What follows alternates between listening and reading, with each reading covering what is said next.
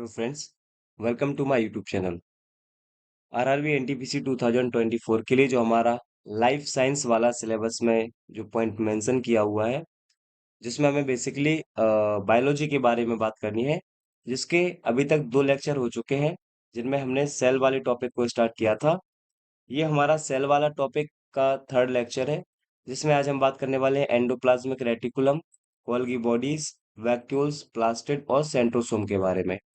और इनको फिनिश करते ही सेल वाला टॉपिक हमारा कंप्लीट हो जाएगा। अगर हम सेल से रिलेटेड जो सेल डिवीजन वाला टॉपिक है उसको छोड़ दिया कर तो, यानी जो कोश का विभाजन वाला टॉपिक है उसको अगर छोड़ दिया जाए तो हमारा सेल वाला टॉपिक आज के लेक्चर में कंप्लीट होने वाला है। इससे पिछले लेक्चर में हमने कवर किया था डीएनए आरएनए के बारे में। तो सबसे पहले जाके आप पिछले 2 लेक्चर को देखिए, जिससे आप इस करंट लेक्चर से एक अपना कनेक्शन बैठा पाएंगे। ठीक है, तो आज का हम लेक्चर स्टार्ट करते हैं। और आज हम सबसे पहले बात करते हैं एंडोप्लाज्मिक रेटिकुलम के बारे में, अंतःप्राव्य जालिका। सबसे पहले बात आती है इसकी डिस्कवरी किसने की। तो इसकी डिस्कवरी 1945 में पोर्टर नामक एक साइंटिस्ट थे, उन्होंने की थी। और इन्होंने ही टर्म दिया था इसके लिए, रेटिकुलम। रेटिकुलम का मतलब होता है एक जाल, एक नेट टाइप का स्ट्रक्चर। तो अगर आपसे पूछा जाएगा रेटिकुलम वर्ड किसके द्वारा दिया गया, पोर्टर के द्वारा। और पोर्टर ने ही एंडोप्लाज्मिक रेटिकुलम की डिस्कवरी की थी, खोज की थी। बट यहाँ पर ऑब्जर्व की जब बात आती है कि सबसे पहले एंडोप्लाज्मिक रेटिकुलम यानी अंतःप्रद्रव्य जालिका को किसने देखा, तो यहाँ पे बात आता है गार्नियर का नाम। 1897 में, तो 1897 में गार्नियर ने सबसे पहले एंडोप्लाज्मिक रेटिकुलम को ऑब्जर्व किया था, देखा था। और इन्होंने इसके लिए जो वर्ड यूज किया था, जो टर्म यूज किया था, वो था इरगेस्टोप्लाज्म। तो बेसिकली इरगेस्टोप्लाज्म अंतःप्रद्रव्य जालिका के लिए यूज किया है गार्नियर ने, जो कि सबसे पहले ऑब्जर्व करने वाले व्यक्ति थे एंडोप्लाज्मिक रेटिकुलम को। जबकि इसकी खोज आगे जाके पोर्टर ने की 1945 में। लेकिन गार्नियर ने जब इसको देखा था तो इसके बारे में डिटेल से कुछ इसके बारे में डिस्क्राइब नहीं कर पाए। दैट्स वाई बाद में पोर्टर ने इसके बारे में डिटेल एनालिसिस किया और स्टडी करके इसके बारे में बताया, इसलिए पोर्टर को इसका डिस्कवरी करने वाला व्यक्ति माना जाता है, खोज करने वाला व्यक्ति माना जाता है। क्लियर है। इसके अलावा आप देखेंगे जो एंडोप्लाज्मिक रेटिकुलम है, ये यूकैरियोटिक सेल्स में पाई जाती है ओनली, यानी प्रोकैरियोटिक सेल्स में आपको एंडोप्लाज्मिक रेटिकुलम नहीं मिलेगा। तो ये एब्सेंट, अच्छा, यूकैरियोटिक सेल में भी ये कहाँ-कहाँ एब्सेंट होती है, तो आरबीसी में ये एब्सेंट होती है और स्पर्मेटोजोआ में ये एब्सेंट होती है, अनुपस्थित होती है। तो हमारी जो आरबीसी होती है ह्यूमन बॉडी में, उसमें एंडोप्लाज्मिक रेटिकुलम एब्सेंस होता है, यानी अनुपस्थित होता है, साथ में स्पर्मेटोजोआ में। इसके अलावा आप देखेंगे it works like skeletal system of cell. जो हमारी कोशिका होती है, कोशिका का कंकाल तंत्र की भांति ये कार्य करता है। दैट्स व्हाई एंडोप्लाज्मिक रेटिकुलम को हम skeletal system of the cell भी कह सकते हैं। अब जो हमारा एंडोप्लाज्मिक रेटिकुलम है, अंतःप्राव्य जालिका है, इसको 2 पार्ट्स में डिवाइड किया जाता है, 2 भाग में डिवाइड किया जाता है। पहला कहलाता है RER यानी रफ एंडोप्लाज्मिक रेटिकुलम, अर्थात खुरदुरी अंतःप्राव्य जालिका। दूसरी कहलाती है स्मूथ एंडोप्लाज्मिक रेटिकुलम यानी चिकनी अंतःप्राव्य जालिका। अब क्या ये खुरदरी और चिकनी है, तो इसको समझ लेते हैं। सबसे पहले रफ एंडोप्लाज्मिक रेटिकुलम की अगर हम बात करते हैं, तो जहां पर राइबोसोम प्रेजेंट होते हैं। अब मान लीजिए एंडोप्लाज्मिक रेटिकुलम का जो स्ट्रक्चर है, ऐसे देखेंगे आप, मान लीजिए ये हमारा एंडोप्लाज्मिक रेटिकुलम है और एक ये एंडोप्लाज्मिक रेटिकुलम है। अब इस एंडोप्लाज्मिक रेटिकुलम पर जो मौजूद है छोटे-छोटे ग्रेन्यूल्स, छोटे-छोटे कण, जिनको हम राइबोसोम बोलते हैं। तो राइबोसोम की उपस्थिति के कारण ये जो एंडोप्लाज्मिक रेटिकुलम है, ये कैसी कहलाती है? खुरदुरी, रफ कहलाती है। लेकिन आप स्मूथ में बात करेंगे तो यहाँ पर एब्सेंस ऑफ राइबोसोम होता है, यानी जो आपके राइबोसोम है वो स्मूथ एंडोप्लाज्मिक रेटिकुलम पर मौजूद नहीं होते हैं। इसलिए इसका जो सरफेस है वो स्मूथ है, चिकना है, as compare to rough endoplasmic reticulum. जो खुरदरी अंतःप्राव्य जालिका है, उसकी सरफेस पर राइबोसोम के कण मौजूद होते हैं। इसी वजह से ये खुरदुरी के अंतर्गत शामिल होती है। तो ये खुरदुरी और चिकनी अंतःप्राव्य जालिका में बेसिक डिफरेंस है। तो राइबोसोम प्रेजेंट होते हैं RER यानी रफ एंडोप्लाज्मिक रेटिकुलम पर, और एब्सेंट होते हैं स्मूथ एंडोप्लाज्मिक रेटिकुलम पर। अब जहां पर राइबोसोम है, तो राइबोसोम का फंक्शन हम पढ़ चुके हैं। राइबोसोम का मुख्य कार्य है प्रोटीन मेकिंग करना और सिंथेसिस करना।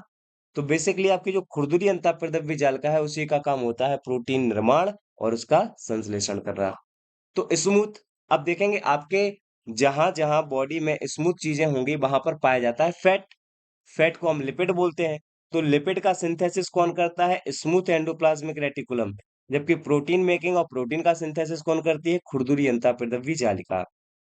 लास्ट देखेंगे, जो आपकी रफ एंडोप्लाज्मिक रेटिकुलम है ये नियर बाय न्यूक्लियस मेम्ब्रेन यानी जो केंद्रक झिल्ली होती है उसके समीप स्थित होती है।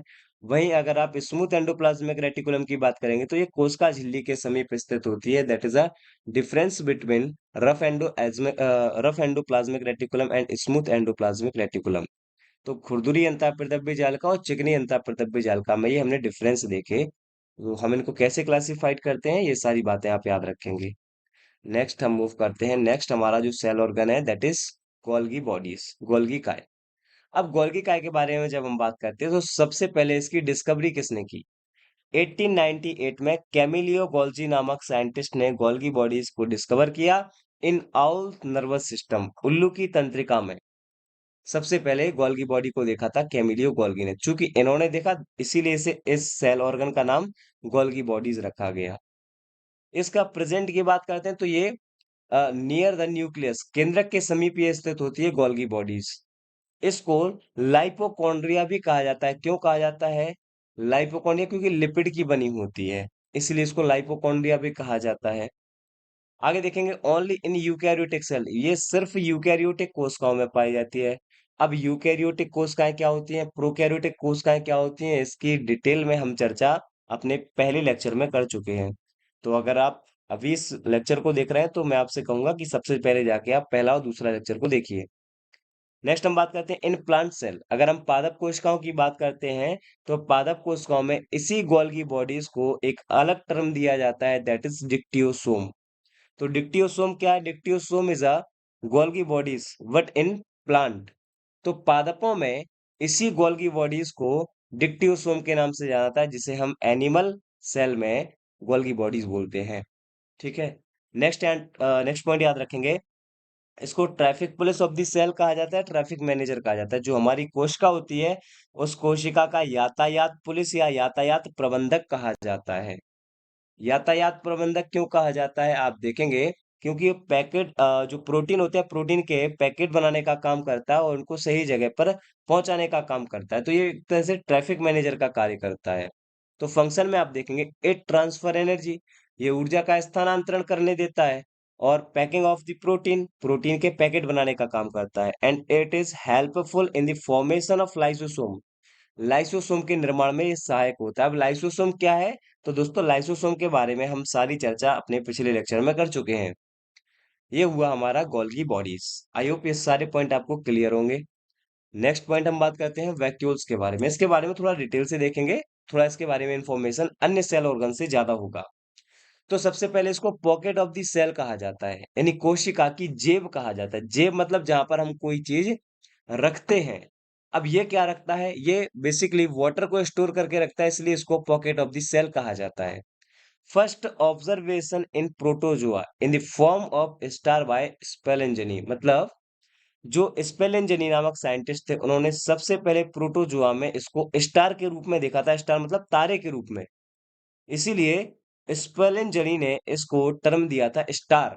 तो आपसे पूछा जाएगा वैक्यूल्स को स्टार शब्द से किसने प्रोनाउंस किया, तो आप बताएंगे स्पेलेंजनी ने किया। या स्टार शब्द किस सेल ऑर्गन के लिए यूज किया जाता है, तो हमारा जवाब होगा रसधानी या वैक्यूल्स के लिए।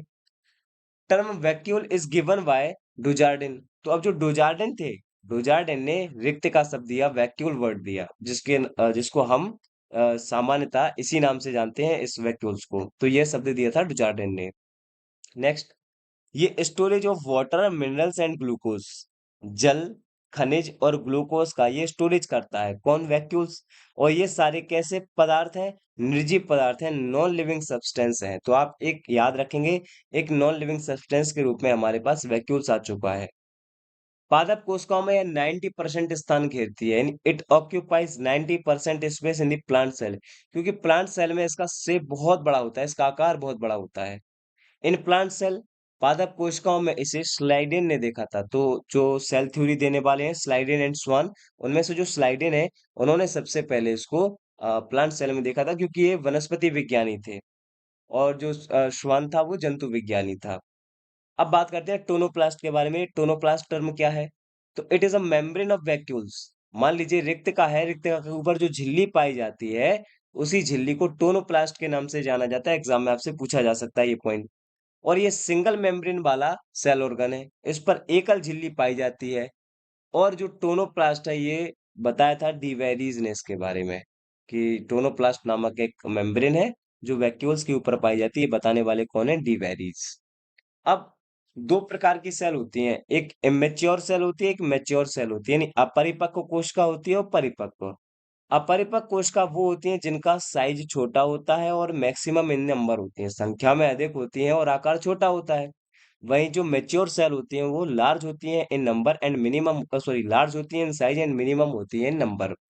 तो ये अपरिपक्व और परिपक्व कोशिकाओं में वैक्यूल्स के बारे में इंफॉर्मेशन है। अब वैक्यूल्स के बारे में और जो इम्पोर्टेंट इंफॉर्मेशन है वो क्या है तो देखेंगे इसके टाइप के बारे में, प्रकार। अगर आप इसके प्रकार की बात करते हैं तो पहला देखेंगे ये 4 प्रकार की होती है। एक एयर वैक्यूल्स वायु रसदानी, एक सैप वैक्यूल्स यानी रसदानी, एक खाद्य रसदानी फूड वैक्यूल्स एंड संकोचनशील रसदानी कॉन्ट्रैक्टाइल वैक्यूल्स। इन सब के बारे में थोड़ा-थोड़ा सा इन्फॉर्मेशन आप देखेंगे। जैसे वायु रसदानी जो है वो आपको प्रिमिटिव जो सेल्स होती हैं जिनको हम प्रोकैरियोटिक कोशिकाएँ कहते हैं उनमें देखने को मिलेगी। जो सेप वैक्यूल्स होती है उसका काम क्या है? ये मिनरल्स और जो आपके फूड सब्सटेंस है उसको संचय करने का काम करती है, यानी खनिज लवण और खाद्य पदार्थों का संचय करने का काम किस प्रकार की रसधानी का है? बताएंगे सेप वैक्यूल्स का। नेक्स्ट जो फूड वैक्यूल्स हैं ये डाइजेस्ट ऑफ फूड सब्सटेंस यानी खाद्य पदार्थों का पाचन करने के लिए हेल्प करती हैं ये। और आपके बॉडी में ऑस्मोसिस और रेगुलेशन एंड एक्सक्रिएशन कराना, पराशरण की क्रिया, नियमन और उत्सर्जन, ये तीनों काम कराने का काम कॉन्ट्रैक्टाइल वैक्यूल्स करती है। इस बेसिस पर अगर हम फंक्शन देखते हैं वैक्यूल्स के, तो रिक्तिकाओं के कार्य क्या है? Storage and concentration of food items and minerals, मतलब खाद्य पदार्थों और खनिज लवण का संग्रहण करना और उनका सांद्रण करना। And it helps in maintaining the osmotic pressure and turgor of the cell। जैसे देखा ना ऑस्मोसिस की क्रिया, तो ये कोशिका में क्या करती है? परासरण दाब और स्फीति बनाए रखने में ये सहायक होती है। Due to presence of anthocyanin, मतलब anthocyanin vacuoles help in dispersion of flower and fruit, मतलब एंथोसाइनिन जो पिगमेंट है ये इसमें पाया जाता है जिसकी वजह से ये फूल और फलों को प्रकीर्णन में मदद करता है। यानी दूर से जो आपको फ्रूट एंड फल के जो कलर्स दिखाई दे जाते हैं बेसिकली उनको उनके डिस्पर्जन का काम करता है कौन? वैक्यूल्स। क्योंकि इसमें पाया जाता है क्या? एंथोसाइनिन नामक पिगमेंट। आई होप ये सारे पॉइंट आपको क्लियर होंगे। नेक्स्ट हम बात करते हैं जो हमारा अगला सेल ऑर्गन है विच इज प्लास्टिड। बट यहाँ पे ध्यान रखेंगे जो लवक है ये only found in plant cell, यह सिर्फ पादप कोशिकाओं में आपको देखने को मिलेगा, ये एनिमल सेल में नहीं पाया जाता है। ये फैक्ट आप याद रखेंगे। नेक्स्ट इसकी डिस्कवरी किसने की? अर्नेस्ट हैकेल ने इसकी डिस्कवरी की थी 1865 में। नेक्स्ट जो प्लास्टिड शब्द है ये दिया था सिम्पर ने, तो सिम्पर के बारे में याद रखेंगे।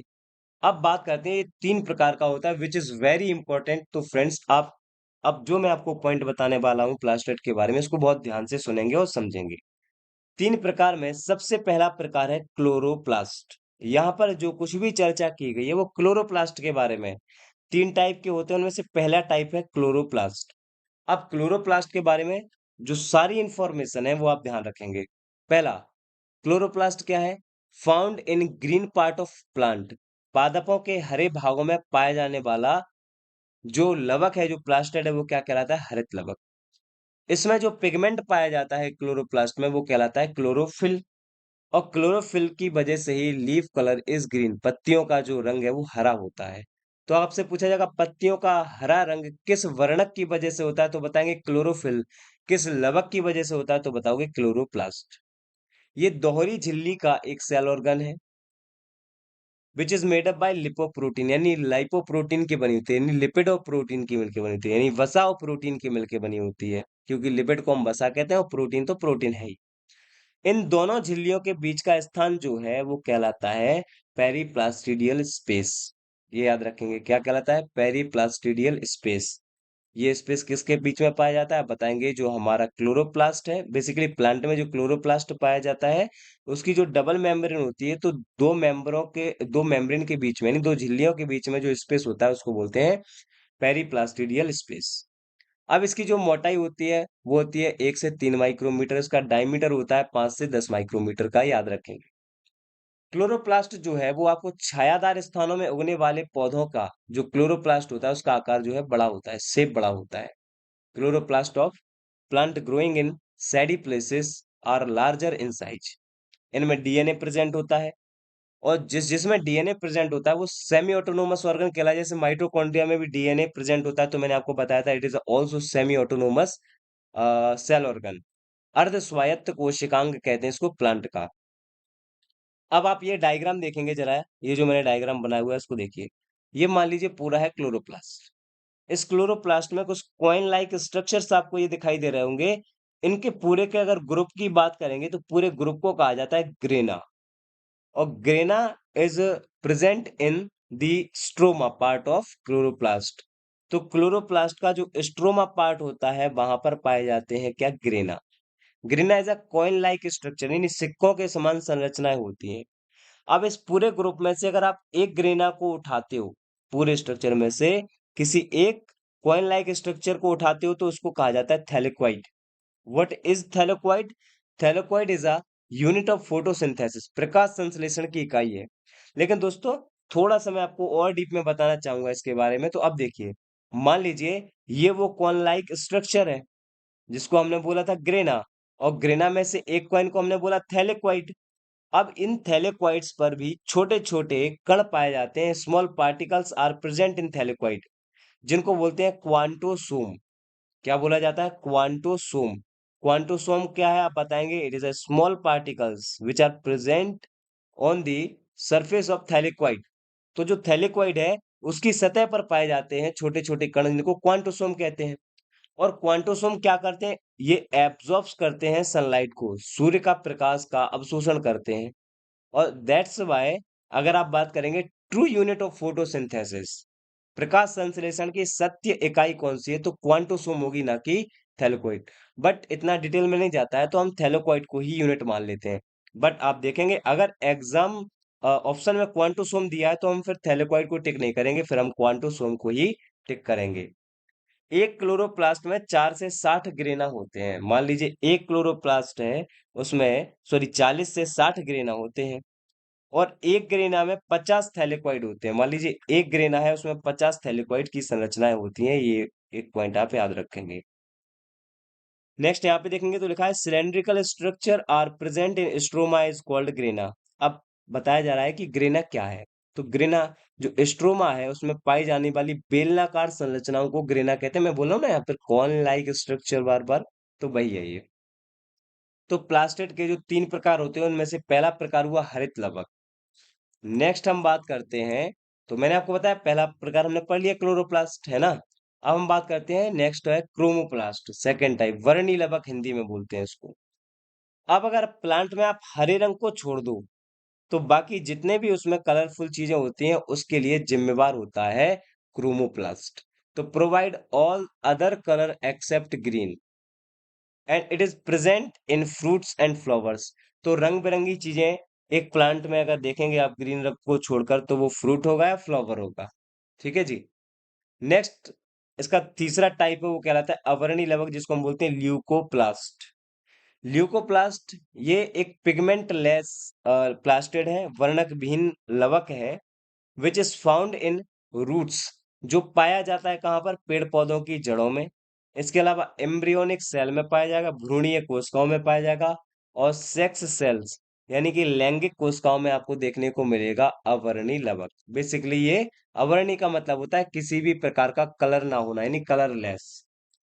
आगे देखेंगे तो it is helpful in food storage. अवर्णी लवक का काम क्या है? भोज्य पदार्थों का संग्रह में सहायता देना। अब भोज्य पदार्थों का संग्रह करने के लिए इस ल्यूकोप्लास्ट के 3 पार्ट होते हैं, विच इज एमाइलोप्लास्ट, एल्यूरोप्लास्ट या प्रोटीनोप्लास्ट या इलायोप्लास्ट। अब अमाइलेज तो आप देखेंगे starch, basically carbohydrate, digestive system में आगे आप पढ़ेंगे इसको। तो जो एमाइलोप्लास्ट है उसका काम होता है स्टार्च को स्टोरेज करना। जो एल्यूरोप्लास्ट या प्रोटीनोप्लास्ट होता है इसका काम होता है प्रोटीन या अमीनो एसिड को स्टोर करना, और जो एलायोप्लास्ट होता है इसका काम होता है फैट या ऑयल को स्टोरेज करना। अब जो वर्णी लवक था फ्रेंड्स, इस वर्णी लवक के आधार पर आप देखेंगे बहुत सारे पिगमेंट पाए जाते हैं, जैसे जिनकी वजह से फ्रूट्स में या फलों में रंग आते हैं और स्वाद आते हैं। जैसे आंवले का कसैलापन टेनिन की वजह से होता है, बादाम में कड़वाहट जो होती है वो एमाइलेडिन की वजह से होती है, टमाटर का लाल रंग लाइकोपीन की वजह से होता है, मिर्च में तीखापन कैप्सिन के कारण होता है, पपीते का लाल रंग कैरेक्जेंथिन के कारण होता है, गाजर का नारंगी रंग बीटा कैरोटीन के कारण होता है, बेसिकली यहाँ पर बीटा है। आलू का हरा रंग सोलिनिन के कारण होता है, मिर्च का लाल रंग कैप्सेंथिन के कारण होता है, और गाजर का लाल रंग एंथोसाइनिन के कारण होता है। इसके अलावा कुछ और है पिगमेंट, जैसे कि ये रहे आपके तिलहनों के तेल का जो पीला रंग होता है, yellow colour of oil seeds oil, तो आप बताएंगे केराटिनाइज्ड के कारण होता है ये।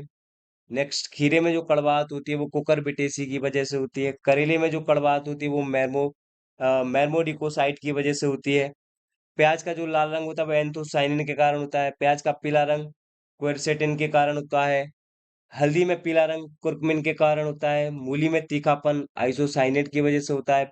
पीपर में गंध जो होती है वो ओलियोटेसिन के कारण होती है। पीपर में जो कड़वाहट होती है वो ओलिमोरेसिन के कारण होती है। इसके अलावा बेल में जो कड़वाहट होती है वो मार्मोलेक्सिन के कारण होती है, और सलजम में जो चरपराहट होती है वो कैल्शियम ऑक्सलेट के कारण होती है। तो ये सारे फैक्ट आपको याद रखने हैं, ठीक है ना। नेक्स्ट हम बात करते हैं अब, बस अभी हमारा लास्ट पॉइंट है। आप देखेंगे सेंट्रोसोम। सेंट्रोसोम का जो फंक्शन है वो है सेल डिवीजन करना, यानी कोश का विभाजन के समय काम करता है कौन, आप बताएंगे सेंट्रोसोम। सेंट्रोसोम को जो टर्म है वो टी बोवेरी ने दिया था 1888 में दिया था।